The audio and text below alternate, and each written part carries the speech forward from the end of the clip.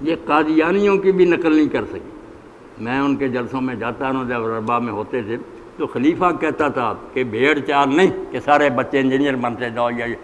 فیصلہ کرو کہ اتنے بچے جرنیل بنیں گے، اتنے ڈاکٹر بنیں گے، اتنے انجینئر بنیں گے، اور اگر وہ اپنا خرچہ اٹھا سکیں ٹھیک ہے، ورنہ یہاں ہی وعدہ کرو کون اس بچے کا خرچہ اٹھا۔ لوگ اپنے ذمہ لیتے تھے، سارے محکموں میں چھا گئے، جو چوٹی کی ہے نا کی پوسٹ ان پر ان کا قبضہ ہے، صرف ان کی مہربانی اعلان نہیں کرتے کہ یہ قادیانی اسٹیٹ ہے، ورنہ کون سی جگہ ان کا قبضہ نہیں ہے، ہر ادارے میں وہ ذمہ دار لوگ ہیں۔ اور اپنی جماعت کے اتنے خیر خواہ ہیں کہ کئی مقدموں میں ہم نے دیکھا، برا جانے یا ٹھیک جانے، مگر اپنی جماعت کی حمایت کہ انگوٹھی ملی ہوئی ہے علیہ اللہ بکافٍ عبدہ، یہ آیت اس پر لکھی ہوئی پہنی، وکیل بحث کر رہے ہیں، مقدمہ ہو رہا، پھر وہ اس نے کسی طریقے سے نا صاحب کو دکھا دی قادیانی ہے وہ، سب بحثیں بیکار ہیں، فیصلہ اس کے حق میں ہوگا۔ اپنے لوگوں کے بھلے کیے انہوں نے، نوکریاں لیے کچھ نہیں، جمعیت بن گئی فلاں، پہلے سے ہی پولیس کی نظر میں آ گئی کہ یہ لڑکے باغی ہیں، حکومت کے خلاف ہے، نہ حکومت کا ہی کچھ بگاڑ سکے، نہ آپ ہی کوئی دین کا ہی سنوار سکے، ادھر نہیں آتے، کہتے ہیں یہ لمبا کام ہے، اللہ جانے کوئی نتیجہ نہیں ہے۔ تو جو آپ کر رہے ہیں اس کا کوئی نتیجہ نکلا؟ دن رات پیچھے آ رہے ہیں آپ، سیٹیں گھٹتی جا رہی ہیں، پہلے جو دو چار مل جاتی تھی وہ بھی نہیں ملی، اب جو الیکشن ضمنی ہوئے ہیں، گڑھ جو تھے ان کے اپنے بندوں نے ووٹ نہیں دی، اب بھی آنکھیں نہیں کھلی،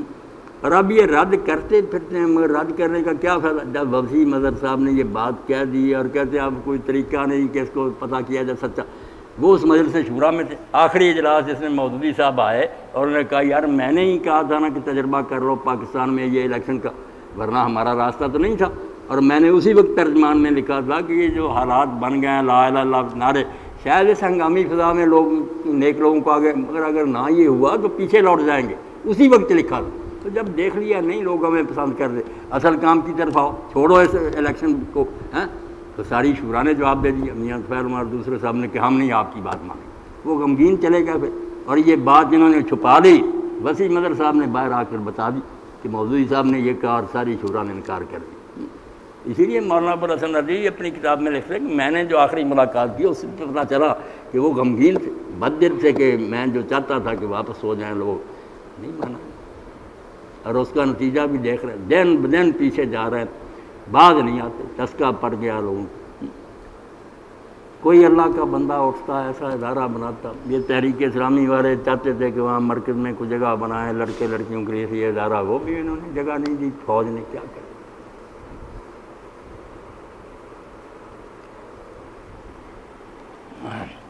الحمدللہ رب العالمین، والصلاۃ والسلام علی رسولہ الکریم سیدنا محمد وآلہ وصحبہ۔ اللہم وفقنا لما تحب وترضى واجعل آخرتنا خیرا من الأولى۔ اللہم استعملنا بسنت نبیک وتوفنا علی ملتہ واعذنا من مضلات القبور۔ اللہم انصر الاسلام والمسلمین واخذل الکفرۃ والمشرکین، وصلی اللہ تعالی علی خیر خلقہ سیدنا محمد وآلہ وصحبہ آمین یا رب العالمین۔ خیر سے رکھے اللہ۔